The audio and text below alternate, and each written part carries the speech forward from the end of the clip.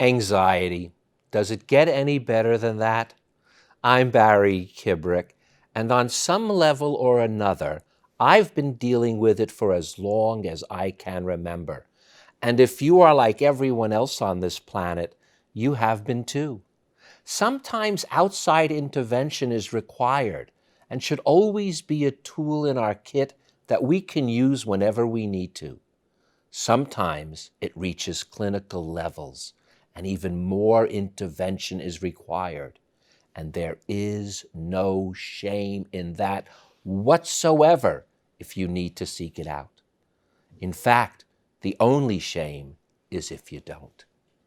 But then there's this general level of anxiety, a sort of malaise which stems from our earliest ancestors who knew the emotion and called it what it really is, fear. And if it wasn't for this fear, you wouldn't be here today. It's our greatest survival instinct and ally. But when we no longer need it for survival, it has nowhere to go but inward. And that is exactly what anxiety is, an inward turning of our fear response. Yet it still can benefit us. So maybe, just maybe, it's time to take this inward emotion and let it see the light of day so that you and I, both of us, can benefit from it rather than letting it get the best of us.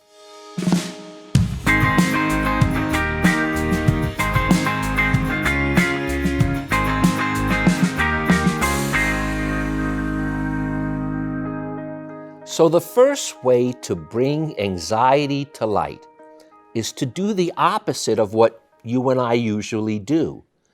Instead of trying to get rid of it so quickly, it just might be time to embrace it. First of all, that immediately takes the fear of it away. In fact, you and I can take it one step further and not only try to stop anxiety, but more importantly, don't let it stop us. In fact, David Schechter says, in this way, changing the fear anxiety of a response to one of, I understand and I am in control, may be one of the best ways of going about it.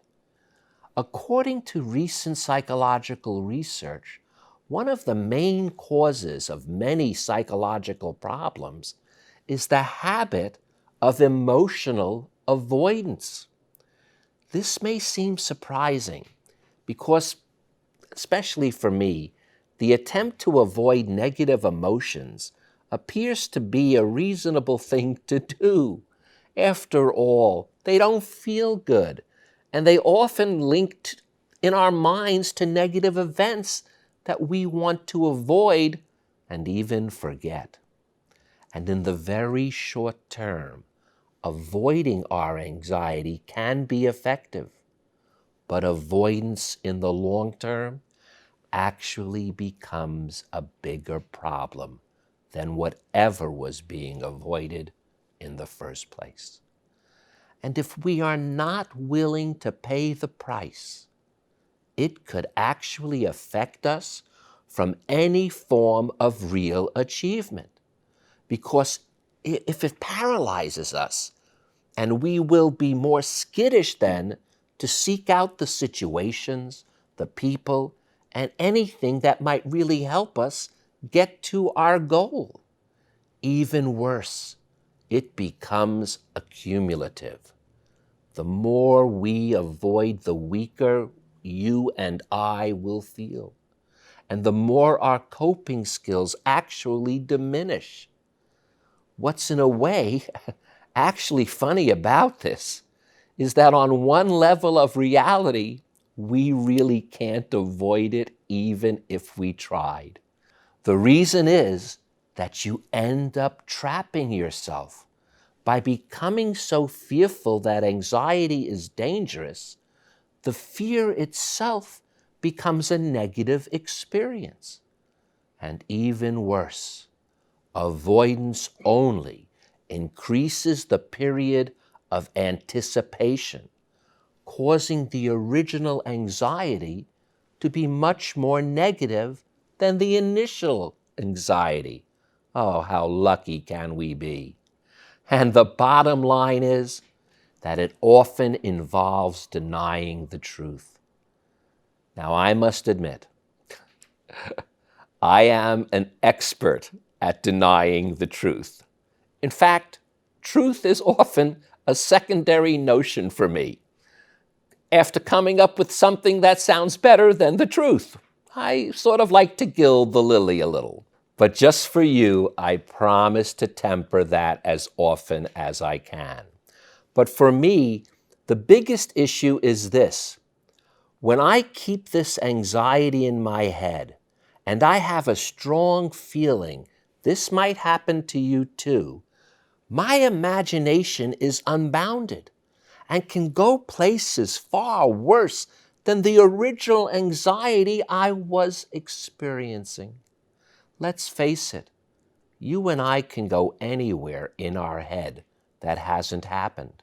And when we do, and this is something I really don't understand quite so solidly why, but I know is absolutely the truth, we tend to go more often into a negative space.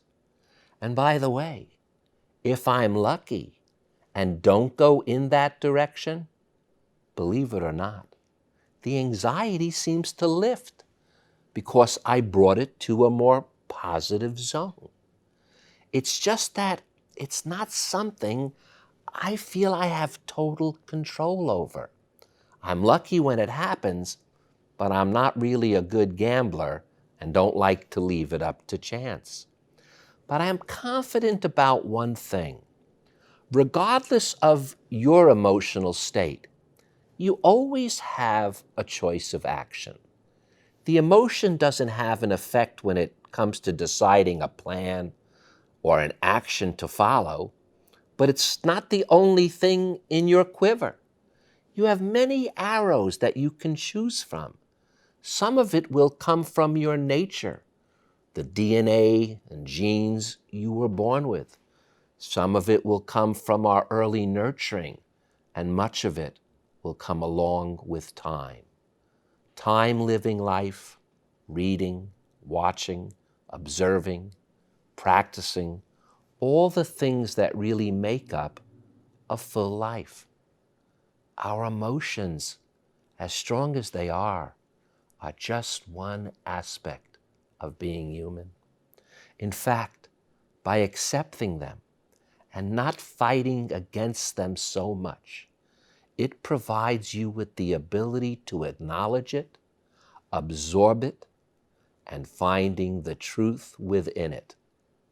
And best of all, you have no longer need to spend any of your energy pushing it away and pursuing the behaviors that will allow you then to complete your goals, set new ones, and appreciate the ones you've already attained.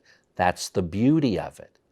Here's a little aside, by a way, sort of a tangent. As I was thinking about talking with you regarding anxiety, I actually lost all sight of my own advice and fell into a bit of a downward spiral. I couldn't believe it. I felt so stuck. I was doing just the opposite of what I'm telling you. My head sunk down and I gave that classic nod that says, "What the frick am I doing?" And then I laughed at my own anxiety. And in a way, it's like saying to myself, this ain't so bad.